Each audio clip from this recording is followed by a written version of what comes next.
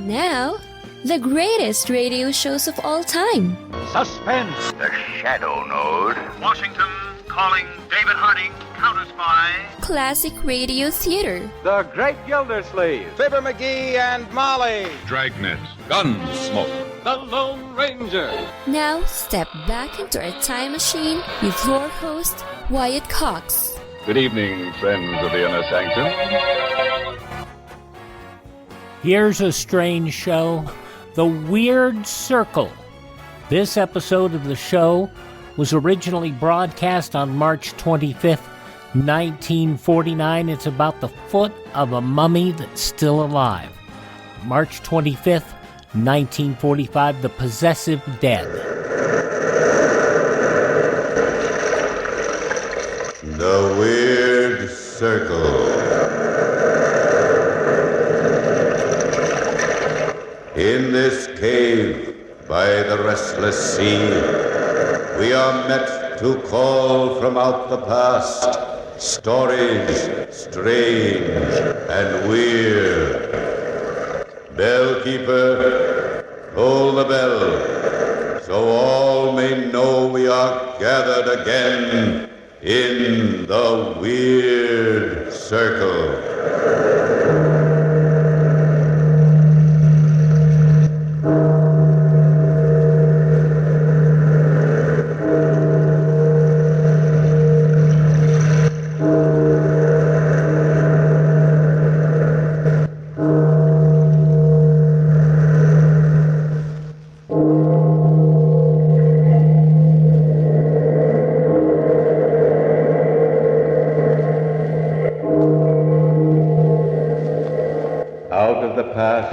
Phantoms of a world gone by speak again the immortal tale, the Possessive Dead.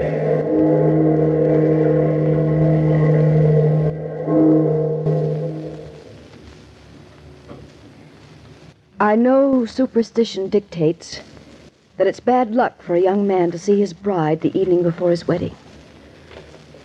However, Michael and I were two lonely people in a big, wintry city, and we were not at all addicted to belief in superstition. We had known each other since we were children, and I had loved Michael as long as that. He, on his part, claimed to have loved me even longer. It was the warm kind of love, the kind that grows on you and stays, believing and never wavering. Yes, Michael and I did see each other the day before we were to be married. In fact, we went shopping together. We entered one of the dusty little shops Michael loved so much. It was warm in there, musty, and sort of attic-like. Ooh, boy. Well, it's warm in here anyhow. But what a funny little place. So much stuff. I never saw so many old things together in one place. And look. Look, Michael, the shopkeeper. He looks exactly like a gnome. Baldest head I ever laid eyes on. Good afternoon, sir. Good afternoon. Can I help you? Oh, thank you. We're just looking around. Anything in particular you'd like to find? Well, to tell you the truth, I was looking for an odd piece, something unusual for a paperweight. A little curiosity of some sort. Well, just look around, sir. Perhaps you'll find what you want. Oh, thanks. Say, there. That looks like just the thing. Oh, no, sir, no. I'm sure that wouldn't do. Oh, why not? It's beautiful. It's the most beautifully modeled foot I've ever seen. It's not heavy enough for a paperweight, sir. And besides, you wouldn't want to pay that much just for an ornament. Oh, it can't be too expensive, especially if it's not heavy. Bronze, isn't it? No, not bronze. Huh? Oh, here, I'll take it off the table. It shouldn't be there anyway. Oh, that's lovely. Must have been near some perfume, too. Smell that scent. Oh, Michael, it seems almost real. Perhaps you'd like one of these little plaster gods, sir. Something Chinese or Mexican. They're very nice. Let me see the foot. It's $50, sir. $50? Well, don't be ridiculous. Oh, Michael, perhaps the man doesn't want to sell it. But I like it. I'll never pay $50 for it, though. But that's the price, sir. Now, you see, you don't really want it. Perhaps one of these glass globes would do. Let me see that foot. Very well, if you insist. But don't drop it, sir. For heaven's sake, don't drop it. Oh, why should I? Oh. Michael, what happened? You dropped it. You dropped the foot. What, Michael? What's wrong? Here, I'll pick it up. No, don't, Eleanor. Don't touch it. Michael! It moved in my hand. It what? Well, it must have been our imaginations. It does feel almost alive, though, doesn't it? No, Michael, I felt it too. That foot moved in my hand as I picked it up. I'll sell you that foot for $1, sir. All right, it's a bargain. No, Michael, please don't. Please, Michael. First, though, tell me what this foot is made of. That, sir, is the foot of the mummy of the Princess Himonthus. It was stolen from her tomb 1,000 years ago. And probably stolen from the museum 10 days ago. Very well, sir. Here's your $1. Michael. Sounds interesting, doesn't it, darling, to own a mummy's foot? A paperweight that moves under its own power. Come on, darling. Don't you feel a little sorry for poor Himonthus? Losing a foot like that? No, Michael, no. There's something horrible about that foot. Something we shouldn't have anything to do with. And he was so anxious to sell it to you after... Come on, darling. Don't let your imagination run away with you. It couldn't really have moved. We just thought it did. You know, this will be a good story for Harry tonight over dinner. Where is it he's taking us? The Greystone? I hardly felt the bitter cold outside as we walked away from the little shop. My only feeling was one of apprehension. I could still remember the horrible sensation I had as that little foot had squirmed in my hand. No matter how Michael might try to joke about it, I knew he was mystified too. And I knew that some compulsion other than his own had made him take the mummy's foot. It wasn't until after we had deposited the thing safely on Michael's desk and were having dinner in a brightly lighted restaurant that I began to feel better. Our host, Harry, was to be Michael's best man the next day, and he was an old friend of both of us. As Michael told Harry the story, the horror of it seemed a little foolish, as such things will when you're in gay public places. And the funny part of it was, Harry, that if it hadn't been for such a tiny foot, you might have sworn that it belonged to the shopkeeper himself. He looked enough like an Egyptian mummy to be one. Well, I'm surprised that Eleanor let you buy it at all. Doesn't sound like a very pleasant thing to have around. I couldn't talk him out of it, Harry. I believe he was enchanted. Enchanted by an Egyptian and a mummy at that. Michael always was quite a Don Juan, or should I say quite an Antony. Hey, there's a little bit of something I'd wrap up and take home, mummy or not. Well, where, Harry? Oh, see? He's interested already. You're right, Harry. I believe he is a Don Juan. Say. Not bad. Oh, where is she? Right over there to my left. You can't see her very well, Eleanor, but she's really something. All dressed up in a long white dress and has on an emerald bracelet. And what eyes. Oh, my. Yes, I can see her in that mirror over there. But look how she's watching Michael. Harry, I don't like it. Don't worry, Eleanor. We'll get him to that altar tomorrow if we have to hog-tie him. Well, she's... I feel as though I'd seen her before somewhere. In a dream. Somewhere. Something terrible. Something that makes me feel afraid of her. Nightmare, no doubt. You know, she must have passed right close to our table when she came in. I can smell her perfume. Oh, you know it's hers. Well, it smells sort of Egyptian, you know, and she looks Egyptian. Egyptian? Michael, that perfume, it's the same. Same as what, darling? The same perfume I smelled on that mummy's foot this afternoon. What an imagination. Eleanor, darling, you look so serious. Don't be so afraid of silly things like this. There's nothing wrong, nothing at all. But there is, Michael. I can feel something wrong in the very air. What sort of thing? I don't know, Michael. Something horrible. An awful premonition. What can happen as long as we have each other, darling? I don't know, Michael. Nothing really, I suppose. Nothing natural. But what if there were ghosts? The spirits of the dead around. Suppose for some reason they wanted one of us. Eleanor, darling, don't get so worked up. Those aren't things to think about. Especially on the night before our wedding. Look, here we are in a brightly lighted restaurant, and you're talking about things that belong to dark houses and cobwebby attics. Things that can't touch us here. You're talking as though you do believe those things exist, though. Now, look here, you two. I'm sorry if I brought up a delicate subject when I mentioned that woman over there. It isn't that at all, Harry. It's just that, well, Eleanor and I, after this afternoon, I guess we're both rather worked up. Michael, I'm really frightened. That woman, she keeps watching us so strangely.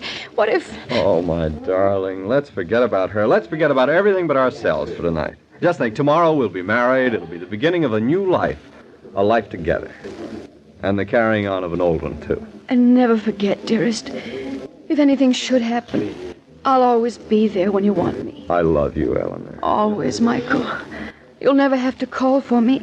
I'll be there. I will, too, darling. Always.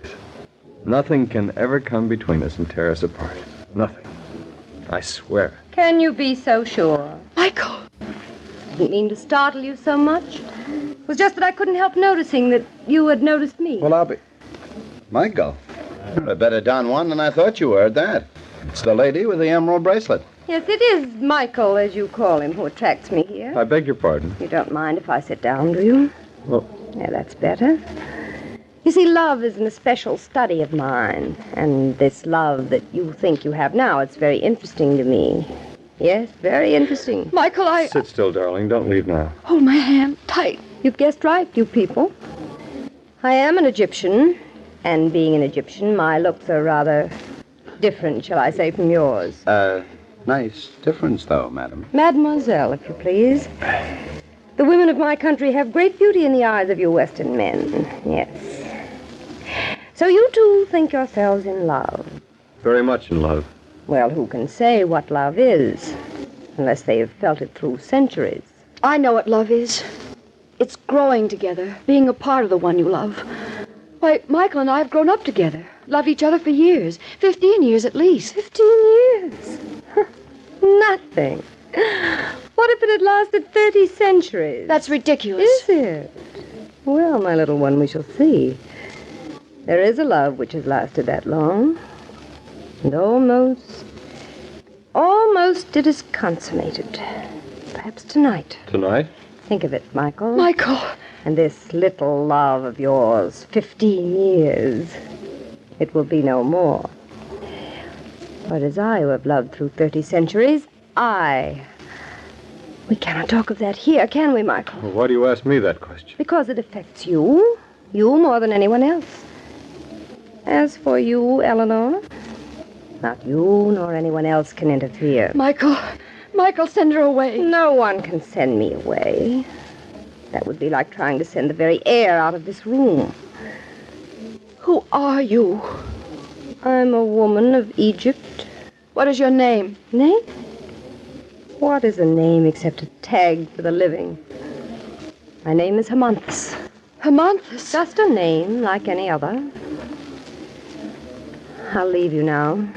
But I will see you again. Hermonthus. What's wrong with that? That was the name of the princess. The mummy's who Michael bought. It's a coincidence, Eleanor. It must be. It seems as though there's a dreadful net stretched around us, coming closer and closer. Oh, Michael, ever since you saw that foot, you seem to have done everything you could to put yourself in his power. Why did you buy it? Why did you? Power in a mummy's foot. Look. She's waving back at us. She's waving as though she wants me to go away. And she's pointing at you. Michael! No one else seems to see her at all. Now, forget about her, Eleanor. Forget her. She's crazy. No. Look. Michael, Harry, look. What? Look how she's walking. She limps. Almost as though one of her feet was missing.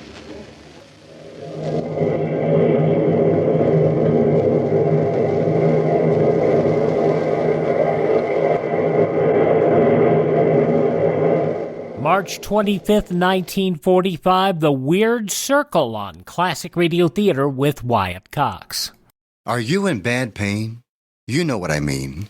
Your knees hurt. Your shoulder hurts. Your elbow and back are constantly killing you. And I'm sure you've tried every pain pill or cream available at the drugstore. Am I right? Well, here's something you haven't tried. Pain Magic. Pain Magic is not available at any drugstore. The only place you can get it is by calling the special toll-free number I'm about to give you. And to make things even better, call right now and find out about our buy one, get one free offer. We're so confident it'll work for you that we offer a free bottle with your purchase. No prescription required. Call now to learn how you can get pain magic and get rid of your pain. Remember, your results may vary. 800-492-8164. 800-492-8164. 800-492-8164. That's 800-492-8164. Thank you for tuning in to Classic Radio Theater with Wyatt Cox here on your favorite station.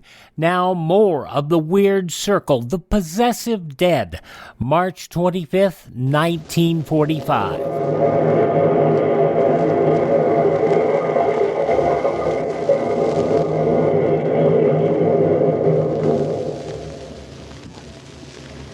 Michael even tried to laugh at my noticing that horrible limp. But I could see that he was wondering, too. Perhaps something distant, something dimly remembered, had begun to come into his mind, and he was rejecting it forcibly. It was later, much later, when I was in bed, that I knew Michael was in danger. I wanted to get up, but I couldn't.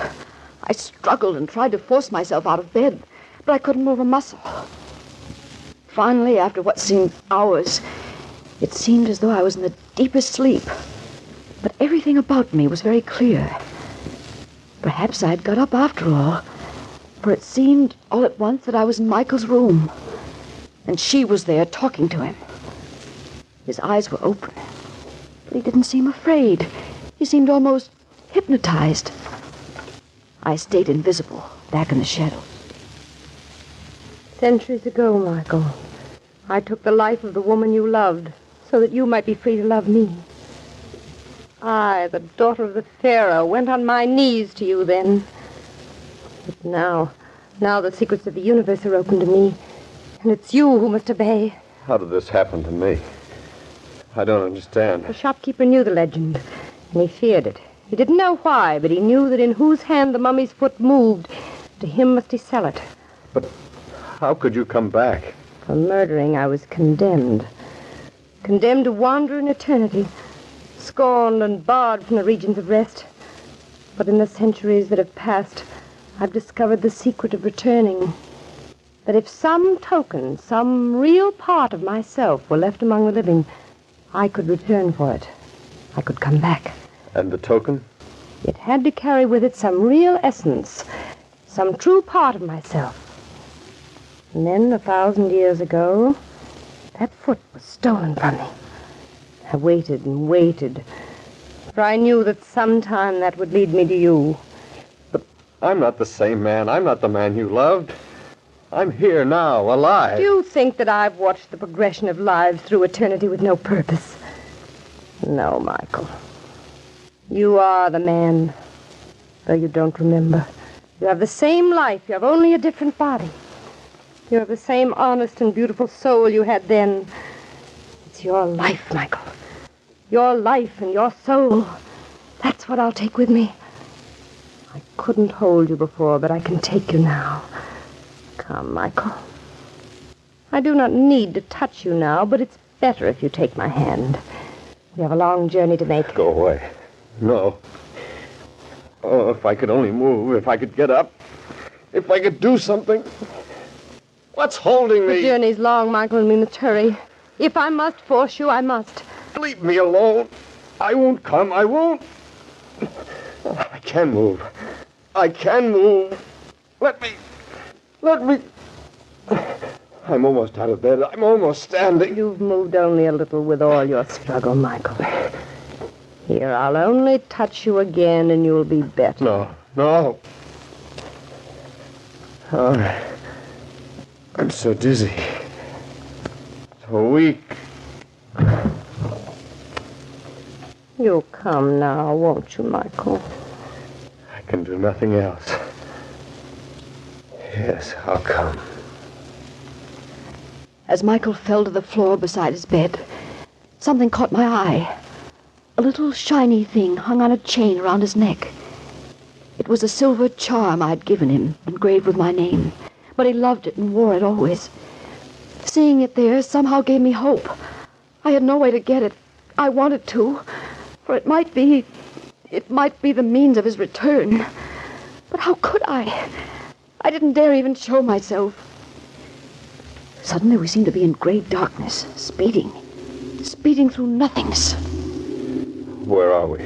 We're on our journey, Michael. We're passing through the absolute, the period between time and space. It's the only channel through which a spirit can return to the lands of the living in his own body. It's horrible, horrible. We've flown through the liquid parts, the parts that are without light, past the half-formed shapes of those already dead, and those as yet unborn. See, we're here already. Where? This is a lonely place. Cold hills and deserts all around us. This is the place where my body was buried. Deep inside this mountain, Michael. See? We're inside. Deep down in the earth. Sealed in with a great stone. This is our home, Michael. Where we'll be through eternity. Sealed in a tomb? No. Never. Let me out! Let me out! Shouting will do you no good, Michael. Here is where no man ever comes, into these tombs. What a strange one. March 25th, 1945, The Weird Circle, The Possessive Dead on Classic Radio Theater with Wyatt Cox. The conclusion follows these important words from your favorite radio station. Are you suffering with arthritis or osteoporosis? Do you have diabetes? Did you know that these are just 2 of the hundreds of diseases that have seen improvement with Dr. Wallach's incredible longevity products? You can't get them at a health food store. The only way to get them is to call us at 800-214-0065. That's 800-214-0065. Do you have heart disease, fibromyalgia, or high blood pressure? Do you have a terrible time losing weight? Dr. Wallach can help.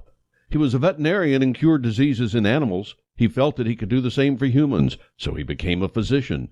Over 50 years of research and helping people like you goes into every bottle of Dr. Wallach's amazing discoveries.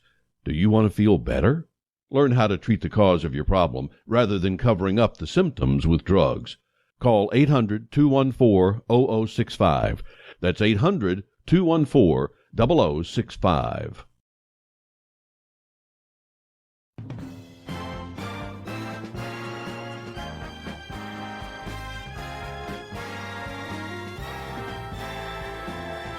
Now on Classic Radio Theater with Wyatt Cox, the conclusion of The Weird Circle, The Possessive Dead, March 25th, 1945. In the thousands of years we will be here, Michael.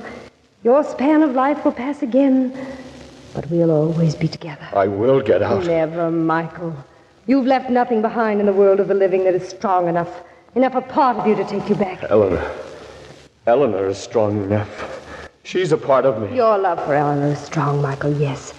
But it's not enough. For love or hate can only take your spirit back to the land of the living. Your spirit alone without your body. And would a disembodied spirit be any comfort to Eleanor? But Eleanor is a part of me. No, Michael.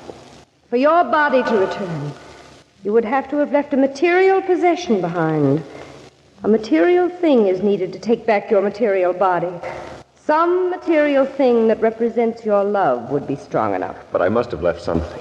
Something. The one thing that possesses all those requirements, Michael, is that charm you're wearing around your neck.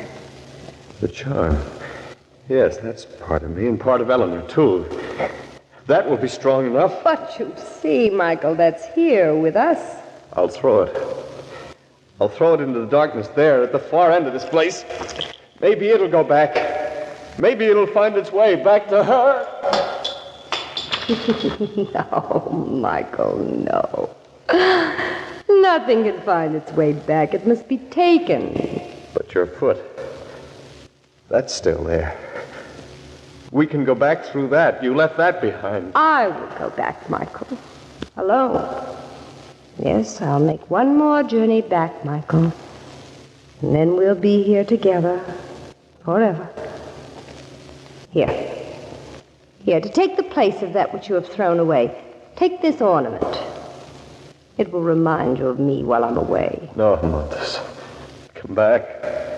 I'm going with you. Let me out! Let me out! Let me out! But Amanthus had gone. Already she had disappeared into the shadows. and Michael, still clutching a little green plaster ornament she'd given him, beat helplessly at the stone walls of his ancient prison tomb and shouted vainly for help. I kept watching the little silver charm he had thrown into the darkness, and still I struggled against nightmare forces to get it. Then suddenly I knew I'd won. I could reach for it. I could feel it. I had it at last in my possession. After that, everything was blackness. A flash of light that was the morning sun brought me back to consciousness. My relief was tremendous. I felt that I'd thrown off a great weight when I found myself safely in bed. Oh, there was someone knocking on my door. Miss Eleanor! Miss Eleanor! Oh, yes? Who is it? Mr. Bays, your superintendent. You asked me to call you. It's late already. What? Who? Where am I? Come now, it's past 10 and you must be up. It's your wedding day, you know. My wedding day? All right, Mr. Bays, thank you. Why, what is it?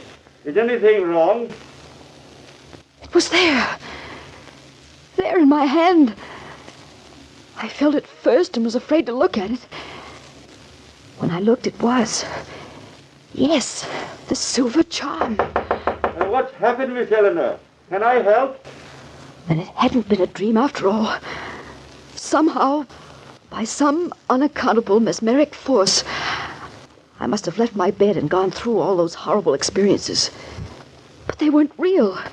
They were things of another world. And Michael. What about Michael? I kept the charm in my hand as I dressed and ran out into the streets. As I ran through the crowds, I kept murmuring to myself, almost as though it was a prayer. Let him be there. Oh, please let him be there. Even as fast as I ran, someone caught up with me. A hand was placed on my arm and held me back. Eleanor, what's the matter? Let me go, let me go. Don't try to stop me. Eleanor, it's Harry. Oh. Don't you even know me? Oh, Harry. Harry, thank heaven it's you. Come quickly. We flew across town in a taxi. I'd been too excited to think of that before. Everything was still too weird. At last, we were at Michael's. But when we reached his door, he didn't answer. Hey, Michael. Oh, he isn't there. Oh, Harry, he isn't there. If he isn't, he'll be back in a minute. Open the door, Harry. Go in quickly. We may be too late. Boy, he's really sound asleep. Look, he even fell out of bed and didn't wake up. Oh, he's all right. Just asleep. I hope so. Michael. Michael. Oh, help me, Harry, help me. I brought him back this far, but we have to wake him up. We have to. If we don't now, he may never wake up again. Come on, old man. Wake up. Hey. Don't shake him that way, Harry. Here, let me. Michael. Michael, my darling, come back. Come back. Let me put this in your hand so you'll know it's really here. This charm, Michael. Our charm. See? I've brought it with me. Harry. The foot. Give me the foot. Is it still on the desk there? Well, it ought to be, unless it's walked off by itself. Oh, don't say that, Harry. On the desk, did you say? I don't see it here. And she did get it. Oh, Michael. Michael. Eleanor. Eleanor, it is you. Michael, my darling, you've come back. We're safe. The foot's gone, but look, there in your hand. It's a little green plaster ornament. Then it wasn't a dream. But those things, how can such things be? We'll never understand, Michael, never. How a force can be so powerful, so horrible. It's better not to understand. But Eleanor, she can come back. Her body can come back. The ornament, that might be her power now. Give it to me, Michael. What are you going to do? I'll crush it. I'll destroy it. I'll make powder of it. She'll never come back through this. It's the end of her passport to the land of the living. Eleanor, what's that? Look, there on the floor, the powder from that ornament. It's formed itself into the print of a tiny foot.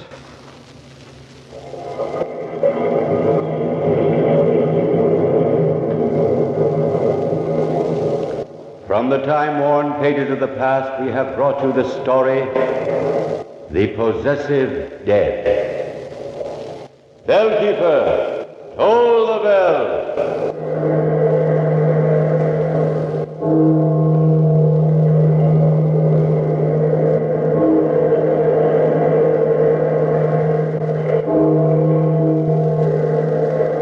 March 25th, 1945, The Weird Circle on Classic Radio Theater with Wyatt Cox. No offense, but are you a little fat when you look in the mirror?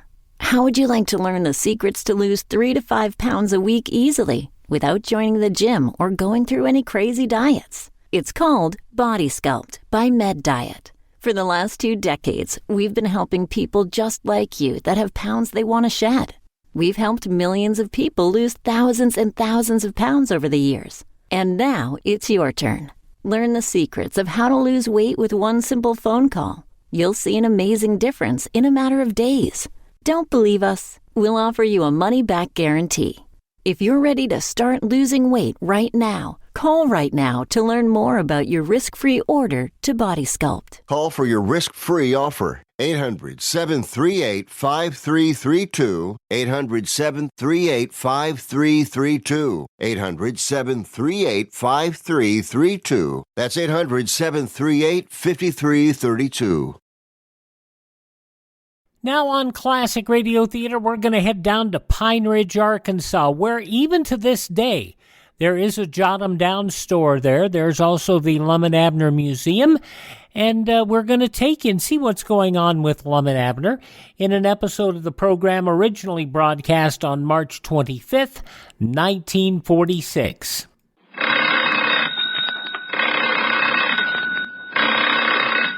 That's our ring. Time for Lum-n-Abner, brought to you by the makers of Miles Nervine and Alka-Seltzer.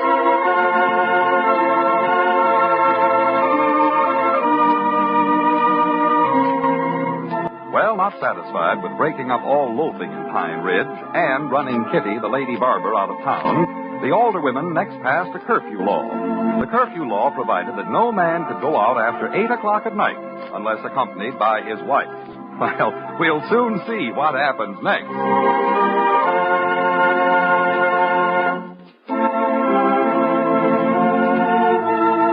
And now let's see what's going on down in Pine Ridge.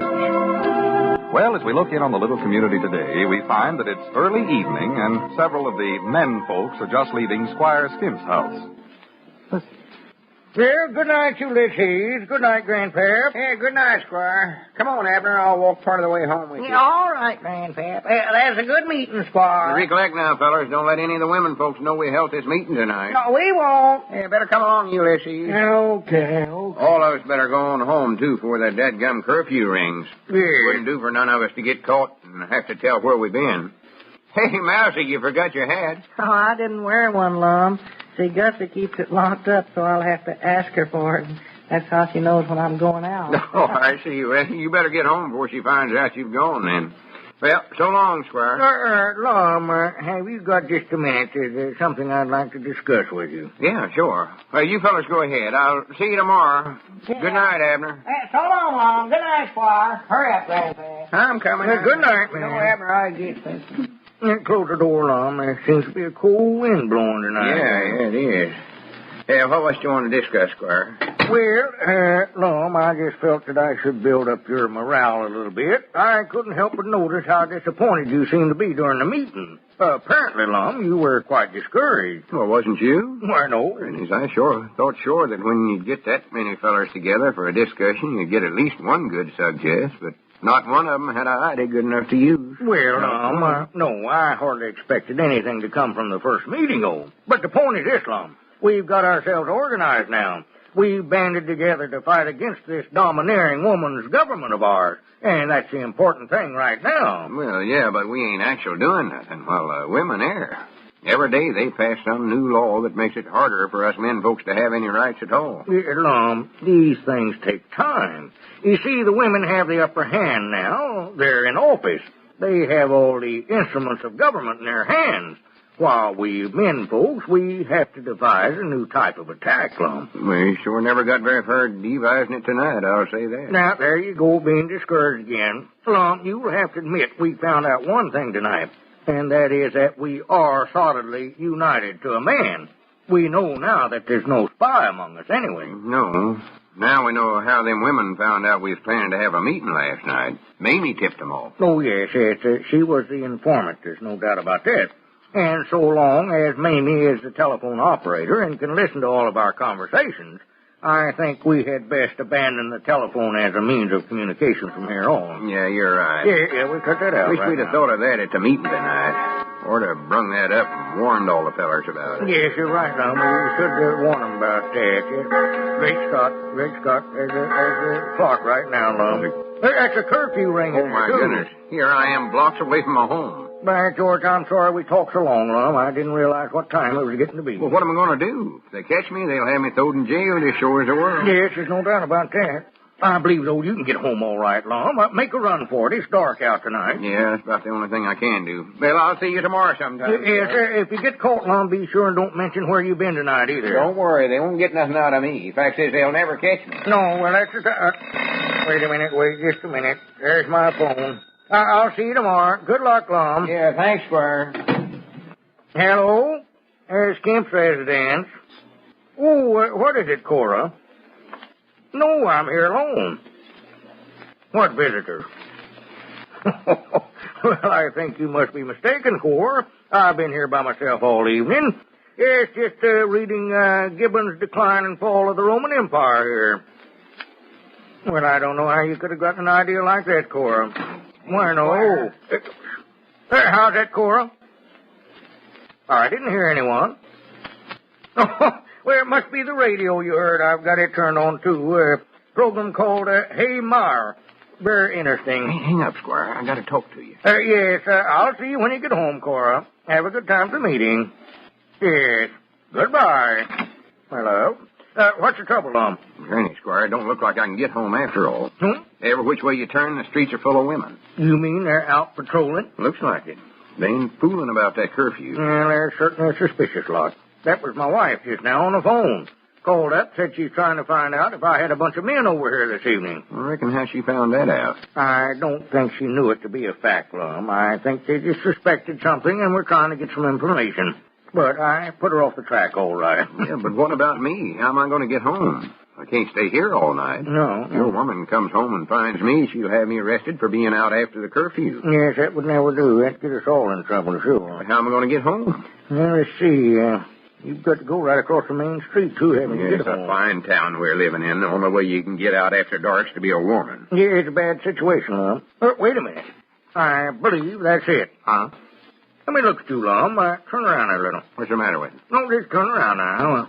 Yes, sir. I believe Cora's clothes will fit you all right. Might be a little short, is all. Cora's clothes? Yeah. Wait a minute. Are you suggesting I dress up like a woman? Well, can you think of a better way to get home? You don't want to get arrested, do you, Lum? Well, no, of course not. You're one of the leaders of our organization. We can't afford to have you in jail. We need you, Lum. Yeah, I suppose you're right. Man of my type and all. Come on now. We'll just see what we can do. Follow me right in here, Lum. I'd surely hate to get caught rigged up that way. Well, with women's clothes on, nobody'll ever notice you at all, Walk home just as smart as you please. Let me see here. You know, she had so many clothes in there. How's this little number here strike your fancy, Lum? I don't know nothing about women's clothes. Anything you think look good on me'd be all right. Folks tell me that green's my color, though. I believe it would be better if you'd wear something dark. If your Mother Hubbard wouldn't look too good on you, yes. No. Here's one here that seems to be a little longer than the others. Slip that on, Lum. Let's take a look at that. If anybody ever finds out about this, I'll die. They won't. Don't worry now. She should have a hat to go with that. Let me look here and see what Cora's got away with. Will you hook me up in the back there, Squire? Oh, yes, sure, yes. Turn around, Lum. Hold still. I believe you're a little thinner than Cora. Maybe I better get you a belt for this dress, too, Lum. I feel silly, Squire. Lum, it's better to feel a little silly tonight than to be in jail tomorrow. You better roll your pants legs up there, too. Oh, yeah, I forgot about that. Let's see, here's a little bonnet here. It looks like. Try this on, Lum. It's pretty good size. It'll hide more of your face. Got a veil with it, too. Try this one time. Yeah, that veil will be handy. Yes. Can't see through it, hard. Sit on your head, Lum. Right up there. How's that? You know, right on the veil goes in front. Turn around a little more, Lum. Stand out in the wind there if you get to... You got it right flat on top of your head, Lum. Pull it down on one side. Put, Lum, one side down and the other side up over your eyes. Now, that looks better. How does it look now? Well, I don't know. There seems to be a little something wrong there yet. Want me to tip the hat some more? No, don't tip it anymore. Oh, I see. Yes, of course. It's that mustache of yours. I knew something didn't look right. Forgot about that. You'd never do unless you wanted to go as a bearded lady. Just what am I going to do? There's only one thing to do, and that's shave off that mustache, Lum. Oh, now, wait a minute, Squire. I believe I'd rather go to jail than to do that. What about the organization, Lum? You want to ruin all the plans we've got? Give away our secrets? Well, no. Lum, I don't think this is asking too much of you. Well, where's the razor, Squire? Get it out.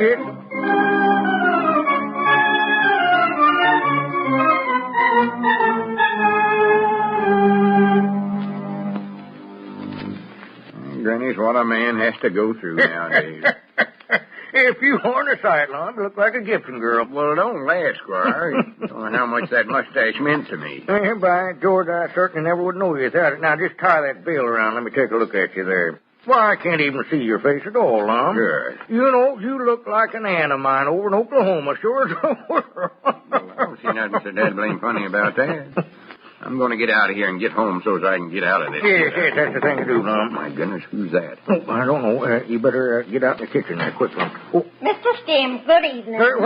Well, good evening, Mrs. Quincy. I hope you'll pardon my busting in here, but... Oh, excuse me, I don't believe I've had the pleasure of your acquaintance, ma'am. This is an aunt of mine from Oklahoma, Aunt Clara, bless her heart. Oh, how do you do? Aunt Clara's having a little throat trouble, Miss Quincy, laryngitis. Oh, well, I'm sorry to disturb you, Mr. Skim, but I'll be frank with you. I fully expected to find a gang of men over here. How could you ever have gotten an idea like that, my dear Mrs. Quincy? Well, I see I'm wrong, lucky for you. Yes. Oh, by the way, Aunt Clara, I see you have your hat on. Yes, she wears it now all the time. Yes. I suppose you were on your way to meeting to see Mrs. Skim. Come along, I'll take you over there. Just a minute. I don't believe Aunt Clara feels up to it. Oh, nonsense. Come along, Aunt Clara. You'll enjoy meeting the other women. Come on. Now, just a minute, Miss Quincy. Now, come along, dear. Good night, Mrs. Skim. I'm sorry to have bothered. Good night, Miss Quincy. Good night.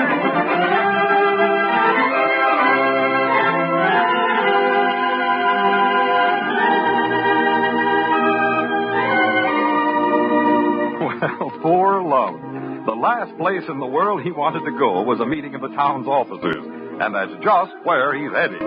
So join us again on our next regular visit down in Pine Ridge. Oy vey, Lum's got himself into another jam.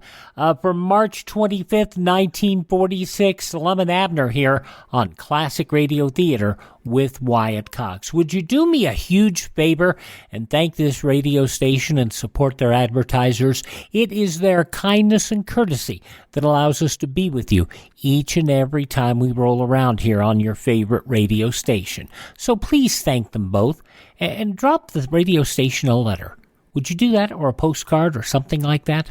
Do that for me, please. Also, just so you know, if you miss a day on this station, you don't have to miss a single episode. All of our shows are available through iHeartRadio, Spotify, Spreaker, TuneIn, Apple Podcasts, Google Podcasts, or Amazon, and through their Audible app. Just search for Classic Radio Theater with Wyatt Cox. That's Classic Radio Theater with Wyatt Cox. My friends, I have a website, and that is mine, and it will still be mine. It's classicradio.stream. You can also stream our shows on demand there. You can learn more about building a classic radio collection of our own. We've got links to our social media, and you can contact me directly, classicradio.stream, classicradio.stream. Thanks for tuning in. Please tell all your friends the great radio shows are right here at this spot on the dial. Classic Radio Theater with Wyatt Cox on your favorite radio station.